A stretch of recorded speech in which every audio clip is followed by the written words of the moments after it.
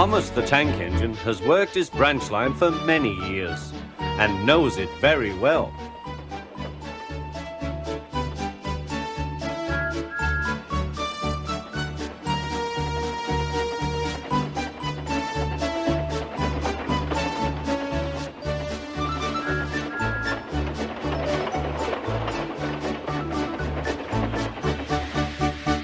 You know just where to stop, Thomas, laughed his driver. You could almost manage it without me. Thomas had become conceited. He didn't realize his driver was joking.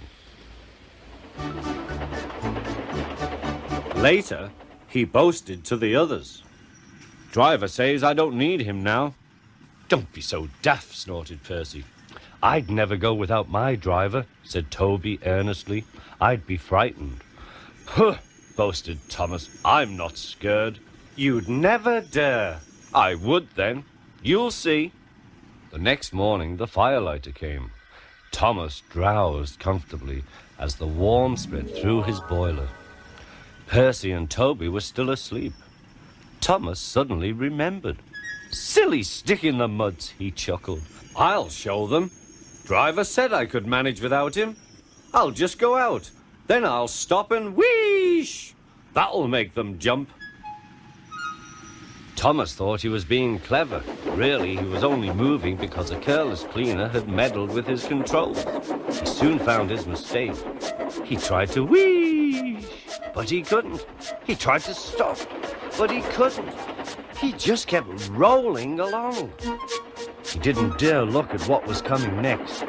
There was the station master's house. The station master was about to have breakfast. Horrors! Cried Thomas, and shut his eyes. The house rocked. Broken glass tinkled.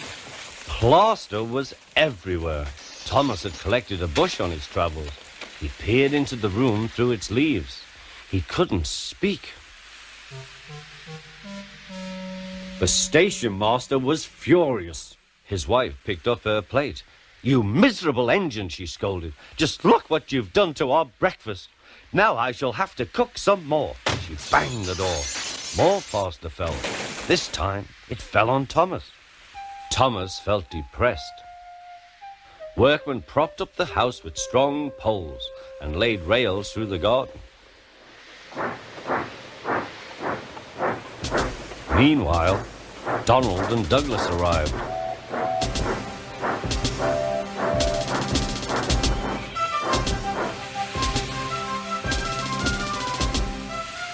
Don't fash yourself, Thomas. We'll soon have you back on the rails, they laughed.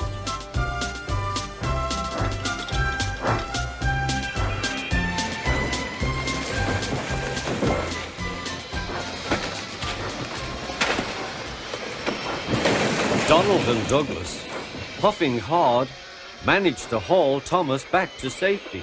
Bits of fencing, the bush, and a broken window frame festooned his front, which was badly twisted. The twins laughed and left him. Thomas was in disgrace. There was worse to come. You are a very naughty engine. I know, sir. I'm sorry, sir. Thomas's voice was muffled behind his bush. You must go to the works and have your front mended. It will be a long job. Yes, sir. Meanwhile, a diesel rail car will do your work. The diesel, sir? Thomas spluttered. Yes, Thomas. Diesels always stay in their sheds till they are wanted. Diesels never gallivant off to breakfast in station masters' houses.